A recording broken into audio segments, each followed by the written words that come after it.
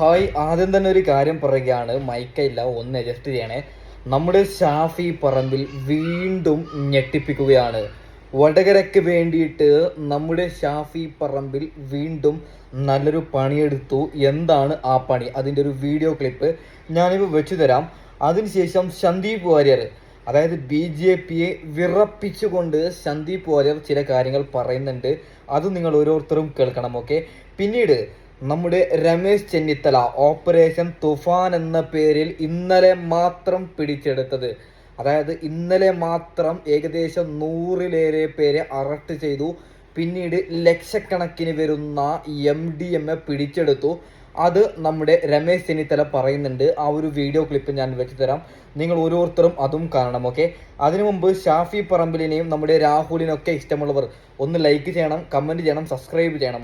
Okay, നമുക്ക് വിഷയത്തിലേക്ക് കടക്കാം. അതിനു മുമ്പ് നെടുമങ്ങാടിൽ ഈ പിഞ്ചോമന് കുഞ്ഞിനെ കൊന്നതിൽ ഭർത്താവെന്ന വൃത്തികെട്ട തെമ്മാടിയായിട്ടുള്ള രണ്ടാമച്ഛനാണ് കൊന്നത് എന്നാണ് നമ്മൾ കേട്ടത്. എന്നാൽ കൊല്ലാൻ സഹായിച്ചത് ഈ വൃത്തികെട്ടവൻ്റെ ഉമ്മ എന്ന് വരുന്നുണ്ട്. ആ വൃത്തികെട്ട ഉമ്മയെ ചോദ്യം ചെയ്യാനുള്ള നടപടി തുടങ്ങിയെന്നാണ് കേട്ടത്. നമുക്കെന്തായാലും ആ വൃത്തികെട്ട ഉമ്മ അതിനങ്ങനെ പറയാൻ പറ്റൂല. ആ ഒരു വൃത്തികെട്ട സ്ത്രീ ചില കാര്യങ്ങൾ പറയുന്നുണ്ട്. നമുക്കതൊന്ന് പെട്ടെന്നൊന്ന് കേട്ട് നോക്കാം. ഓക്കെ. സംശയമുണ്ട്, ഇവൻ ആഹാരം നിർത്തിയിട്ട് ഇവൻ കസേരയിലിരുന്നാണ് വാരി കൊടുക്കുന്നത്. കയ്യിൽ ഒരു ചുള്ളി കമ്പ് കാണും ഇവന്റെ കയ്യിൽ, കാരണം ആ കുട്ടി അങ്ങനെ ആഹാരം കഴിക്കാറില്ല. അപ്പൊ കയ്യിൽ മേശപ്പുറത്ത് ചോറ് വെച്ചിട്ട് കസേരയിൽ കാല് നീട്ടി വെച്ചിട്ട് ഇവന് നിർത്തിക്കൊണ്ട് വാരി കൊടുക്കും. അത് വിരട്ടിയാണ് ഇവൻ വാരി കൊടുക്കുന്നത്. കൊടുത്ത് അങ്ങനെ നിന്നിട്ട് ഇവന് കഴിക്കാത്തത് കൊണ്ട് ചിലപ്പോൾ ദേഷ്യം വന്നിവൻ ചവിട്ടിൽ മറിഞ്ഞ് വിടുന്ന് തീർന്നതാണോ എന്നും എനിക്ക് അറിയാൻ വയ്യ എങ്ങനെയാണ് സംഭവിച്ചത്. പക്ഷേ ഇവ ഇങ്ങനെ ചെയ്യുന്നതല്ലേ ഈ നാട്ടിലുള്ളവർക്ക് എല്ലാവർക്കും അറിയാം. എന്തുകൊണ്ടാണ് ഇവ കൊലപാതകയായെന്ന് കേട്ട അതിന് എനിക്കൊരു ഉത്തരവില്ല. എൻ്റെ മോനെ അങ്ങനെ അല്ലേ ആയിരുന്നു. പക്ഷെ പെട്ടെന്ന് എന്തുകൊണ്ട് ഒരേ കുട്ടിയെ കൊല്ലാനുള്ള ഒരു മനസ്സ് വന്നെന്ന് കേട്ട എനിക്കറിയില്ല എങ്ങനെ സംഭവിച്ചത്.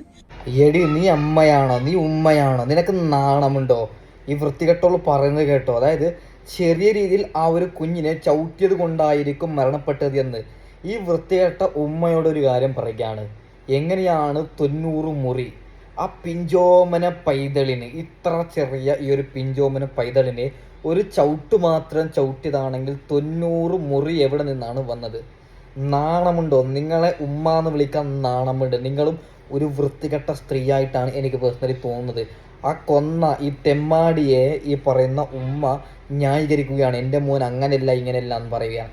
നാണമുണ്ടോ? ഒരു കാര്യം പറയുകയാണ് പൊന്നു മനുഷ്യന്മാരെ, ഇവനെ തൂക്കിക്കൊല്ലണമെന്ന് ഞാൻ പറയാം. ഇവൻ്റെ വണ്ടി നാട്ടുകാർ തകർക്കുന്നുണ്ട്. നിങ്ങൾ ആ ഒരു വീഡിയോ കാണണം. കണ്ടോ നിങ്ങൾ? നാട്ടുകാരോട് ഒരു കാര്യം പറയാൻ, തകർക്കേണ്ടതല്ല, ഇവൻ്റെ വണ്ടി കത്തിക്കുകയാണ് വേണ്ടത്. അതിനുശേഷം ഈ ഒരു വീഡിയോ ക്ലിപ്പും കൂടി നിങ്ങൾ കാണണം. അതായത് നാട്ടുകാർ ഇവനെ തല്ലാൻ കൊണ്ടുപോവുകയാണ്. അതായത് നാട്ടുകാർക്ക് ബിഗ് സല്യൂട്ട് കൊടുക്കുകയാണ്. പോലീസ് തെളിവെടുപ്പിന് കൊണ്ടുപോകുമ്പോൾ നമ്മുടെ നാട്ടുകാർ ഒരുമിച്ച് നിന്ന് ഇവനെ തല്ലുകയാണ്. ഇവനെപ്പോലെ വൃത്തികെട്ട തെമ്മാടികളെ തല്ലണം, ബിഗ് സല്യൂട്ട് ആ നാട്ടുകാർ കൊടുക്കുകയാണ്. പൊന്നു മനുഷ്യന്മാരെ, നമുക്ക് വിഷയത്തിലേക്ക് വരാം.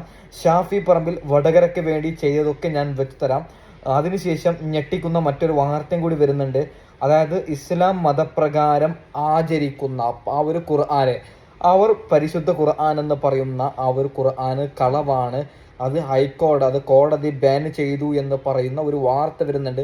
അത് സത്യമാണോ അല്ലേ എന്ന് ഞാൻ വെച്ച് തരുമ്പോൾ നിങ്ങൾക്ക് ക്ലിയറായി കൃത്യമായിട്ട് അറിയാൻ പറ്റും. നമുക്കെന്തായാലും സന്ദീപ് വാര്യർ ആദ്യം BJPയെ വിറപ്പിക്കുന്ന ഒരു വീഡിയോ ക്ലിപ്പ് ഒന്ന് കണ്ടു നോക്കാം. ഓക്കെ. ഇവിടെ BJPയുടെ ബഹുമാനായിട്ടുള്ള നേതാവ് സ്വർണം കട്ടവൻ ആരപ്പ, സഖാക്കളാണ് അയ്യപ്പ എന്ന് ഞങ്ങൾ പാടി എന്ന് പറഞ്ഞു. ഞാൻ അദ്ദേഹത്തോട് ചോദിക്കാൻ ആഗ്രഹിക്കുകയാണ്, എനിക്ക് അങ്ങയോട് എല്ലാ ബഹുമാനവും ഉണ്ട്. അവിടെ 3 അംഗങ്ങൾ BJPയുടെ ഇരിക്കുന്നുണ്ട്. ഇവിടെ സ്വർണ്ണക്കൊള്ള നടന്ന കാലഘട്ടത്തിൽ നിങ്ങൾ മൗനത്തിന്റെ വാത്മീകത്തിൽ ഒളിച്ചിരിക്കുകയായിരുന്നില്ലേ? 10 ദിവസം ആ സ്വർണ്ണക്കള്ളക്കെതിരെ പ്രതിഷേധത്തിന്റെ പേരിൽ ജയിലിൽ കിടന്നിട്ടാണ് UDFന്റെ അംഗമായിട്ട് ഞാൻ ഈ നിയമസഭയിൽ എത്തിയിട്ടുള്ളത്. നിങ്ങൾ എവിടെയായിരുന്നു? കോൺഗ്രസിന് നേട്ടമുണ്ടാകും എന്ന് വിലയിരുത്തി സ്വർണ്ണക്കൊള്ളക്കെതിരെ വായ തുറക്കാൻ പോലും BJP തയ്യാറായില്ല. നിങ്ങൾ മനസ്സിലാക്കണം. എന്റെ കയ്യിലുള്ളത് 2019 BJPയുടെ പ്രകടന പത്രികയാണ്, സങ്കല്പ് പത്ര. അവിടെ ഇരിക്കുന്ന BJP അംഗങ്ങൾക്ക് പലർക്കും അറിയുന്ന കാര്യമാണ്. അതിൽ ശബരിമലയെ കുറിച്ച് പറയുന്നുണ്ട്. We will endeavor to secure constitutional protection on issues related to faith and belief എന്ന് ശബരിമലയെ കുറിച്ച് 36-ാം പേജിൽ പറയുന്നു. 2019 പത്തനംതിട്ടയിൽ വന്ന് ബഹുമാനപ്പെട്ട പ്രധാനമന്ത്രി ഗുജറാത്തിൽ സ്വാമിയെ ശരണമയ്യപ്പ എന്ന് വിളിച്ചു പോയതല്ലാതെ ഞാൻ ചോദിക്കട്ടെ, എന്തേ നിങ്ങൾ ഭരണഘടനയിൽ പരിഷ്കാരം കൊണ്ടുവന്ന് ശബരിമലയെ സംരക്ഷിക്കാൻ ശ്രമിച്ചില്ല? എന്നോട് അതിന്റെ ന്യായീകരണം പറയണ്ട. നിങ്ങൾ ബഹുമാനായിട്ടുള്ള NSS ജനറൽ സെക്രട്ടറി ഒന്ന് ബോധ്യപ്പെടുത്താൻ മതി. അദ്ദേഹം പറയുന്നുണ്ടോ, NSS പറയുന്നുണ്ടല്ലോ, നിങ്ങൾ കൊടുത്ത വാഗ്ദാനം പാലിച്ചില്ല. ശബരിമല എന്നത് BJPയുടെ പൊളിറ്റിക്കൽ ടൂൾ മാത്രമാണ്. ശബരിമല എന്നത് BJPയുടെ എക്കാലത്തെയും വലിയ പൊളിറ്റിക്കൽ ടൂൾ മാത്രമാണ്. നിങ്ങൾക്ക് അയ്യപ്പനിലോ ശബരിമലയിലോ ഒരു വിശ്വാസമില്ല. ഓക്കെ, ഒരു കാര്യം പറയുകയാണ് നമ്മൾ, അതായത് ഏത് മതത്തിലാണോ ജനിച്ചത് ആ മതം ഫോളോ ചെയ്യുക. ഹിന്ദു ആണെങ്കിലും ക്രിസ്ത്യാൻ ആണെങ്കിലും മുസ്ലിം ആണെങ്കിലും നിങ്ങളുടെ മാതാപിതാക്കൾ ഏത് മതമാണോ ഫോളോ ചെയ്യാൻ പറയുന്നത് ആ മതം മാത്രം നിങ്ങൾ ഫോളോ ചെയ്യുക. ഇത് രാഷ്ട്രീയമായി സംസാരിക്കുകയാണെങ്കിൽ ഇവിടെ സന്ദീപ് വാര്യർ പറഞ്ഞതാണ് ശരി. കെ സുരേന്ദ്രനൊക്കെ ഇത് കണ്ടിട്ട് എന്ത് ചെയ്യുമെന്ന് എനിക്കറിയത്തില്ല. സന്ദീപ് വാര്യരുടെ ഒരു കാര്യം കൂടി പറഞ്ഞിട്ട് ബാക്കി വിഷയത്തിലേക്ക് അടക്കാം. തൃക്കരിപ്പൂർ, അതായത് CPM കോട്ടയെ തകർത്ത് തരിപ്പണമാക്കിയിട്ടാണ് സന്ദീപ് വാര്യർ വന്നത്. അപ്പോൾ അദ്ദേഹത്തിന് ഒരു ബിഗ് സല്യൂട്ട് കൊടുക്കുകയാണ് പൊന്നു മനുഷ്യന്മാരെ. അതായത് അടുത്ത വാർത്തയിലേക്ക് അടക്കാം. നമ്മുടെ രമേശ് ചെന്നിത്തല, അതായത് ഓപ്പറേഷൻ തുഫാനിൽ ഇന്നലെ മാത്രം പിടിച്ചെടുത്തത് നിങ്ങളൊന്ന് കേട്ടു നോക്കണം. ഓക്കെ, അന്താരാഷ്ട്ര മയക്കുമരുന്ന് സംഘത്തിന്റെ പ്രധാനപ്പെട്ട 2 കണ്ണികളെ ഇന്ന് പോലീസ് പിടിച്ചിട്ടുണ്ട്. അതിൽ പന്തളം പോലീസ് സ്റ്റേഷൻ റിപ്പോർട്ട് ചെയ്ത ക്രൈം 472/2026 കേസുമായി ബന്ധപ്പെട്ട് ഒരു നൈജീരിയൻ പൗരൻ സാമുവൽ ക്ലിഫ്സൺ ഓക്ഫോർ എന്ന ആളിനെയും പത്തനംതിട്ട ജില്ലയിലെ പെരുന്നാട് പോലീസ് സ്റ്റേഷൻ ക്രൈം 147/26 കേസുമായി ബന്ധപ്പെട്ട് എൽസീന സന്താൻ സൂസ എന്ന വിദേശ വനിതയെയും അന്വേഷണ സംഘത്തിന് ഡൽഹിയിൽ നിന്നും ബാംഗ്ലൂരിൽ നിന്നും അറസ്റ്റ് ചെയ്യാൻ കഴിഞ്ഞിട്ടുണ്ട്. ഇതിനകം 728 കേസുകൾ രജിസ്റ്റർ ചെയ്തു. 795 പേരെ അറസ്റ്റ് ചെയ്തു. ഈ കേസുകളിലായി രാജ്യാന്തര വിപണിയിൽ ലക്ഷക്കണക്കിന് രൂപ വിലമതിക്കുന്ന മാരക മയക്കുമരുന്നായ MDMA 625 ഗ്രാം MDMA പിടികൂടി. 48.49 കിലോഗ്രാം കഞ്ചാവ്, 136 kg 0.136 kg ഹാഷിഷ് ഓയിലും 480 കഞ്ചാവ് ബീഡിയും പോലീസ് ഇതിനകം പിടിച്ചെടുക്കുകയുണ്ടായി. മൊത്തം 60 ലക്ഷം രൂപയുടെ മയക്കുമരുന്നുകളാണ് കഴിഞ്ഞ 3-ാം തീയതി മുതൽ പോലീസ് കണ്ടെടുത്തിട്ടുള്ളത്. ഓക്കെ, നമ്മുടെ രമേശ് ചെന്നിത്തലക്ക് ബിഗ് സല്യൂട്ട് കൊടുക്കുകയാണ്. ഓപ്പറേഷൻ തുഫാനിലൂടെ ഇഷ്ടംപോലെ നമ്മുടെ ചെറിയ മക്കളൊക്കെ രക്ഷപ്പെട്ടു വരും. ഇല്ലെങ്കിൽ SLCയിൽ, അതായത് 9ാം ക്ലാസ്സിലും 10ാം ക്ലാസ്സിലും പഠിക്കുന്ന വിദ്യാർത്ഥികളുടെ പോക്കറ്റിൽ കഞ്ചാവ് കിട്ടുന്ന ഒരു കാലഘട്ടമാണ് ഈ കാലഘട്ടം. ഈ കാലഘട്ടത്തിൽ ഇങ്ങനെ ഓപ്പറേഷൻ തുഫാനായിട്ട് ഇനിയൊരു പരിപാടി ചെയ്തത് വളരെ വളരെ നല്ലതാണ്. ബിഗ് സല്യൂട്ട് കൊടുക്കുകയാണ്. നടുക്കുന്ന ഞെട്ടിക്കുന്ന വാർത്തയാണ് പൊന്നുമനുഷ്യന്മാരെ വരുന്നത്. അതായത് മറ്റേ ഈ പരിശുദ്ധ ഖുർആൻ ഇല്ല എന്നൊക്കെ പറഞ്ഞിട്ട് നമുക്ക് അതിലേക്കൊക്കെ കടക്കാം. അതിനു മുമ്പ് ഷാഫി പറമ്പിൽ വടകരയ്ക്ക് വേണ്ടിയിട്ട് ചെയ്ത ഈ ഒരു പുണ്യപ്രവൃത്തി, അതായത് നോക്കൂ നിങ്ങൾ, നല്ലൊരു റോഡ് നിർമ്മിക്കാൻ വേണ്ടിയിട്ട് നമ്മുടെ ഷാഫി പറമ്പിലും ഈ പറയുന്ന ഫാത്തിമ തഹ്ലിയയും പിന്നീട് മറ്റേ PK ബഷീറും തോന്നുന്നുണ്ട്, ആ PK ബഷീറും കൂടിയിട്ട് നടത്തുന്ന വലിയൊരു മാതൃകാപരമായിട്ടുള്ള ഇതാണ് ഷാഫി പറമ്പിലെ. നിങ്ങളെപ്പോലെയുള്ള നല്ല നല്ല നേതാക്കൾ ഞങ്ങൾക്ക് ആവശ്യമാണ്. നോക്കൂ, അതായത് എല്ലാവരും ജയിച്ചതിന് ശേഷം തിരിഞ്ഞു നോക്കുന്നില്ല. നമ്മുടെ ഷാഫി പറമ്പിൽ നല്ല പണിയാണ് എടുക്കുന്നത്. ദീർഘായുസ് ഷാഫി പറമ്പിൽ കൊടുക്കട്ടെ. ഇനിയും നല്ല രീതിക്ക് ഷാഫി പറമ്പിൽ സേവനം ചെയ്യട്ടെ എന്ന് ഞാൻ പറയുകയാണ്. ഓക്കെ, അതായത് ഖുർആനുമായി ബന്ധപ്പെട്ടിട്ട് ഒരു യുവാവ് ചില കാര്യങ്ങൾ പറയുന്നുണ്ട്.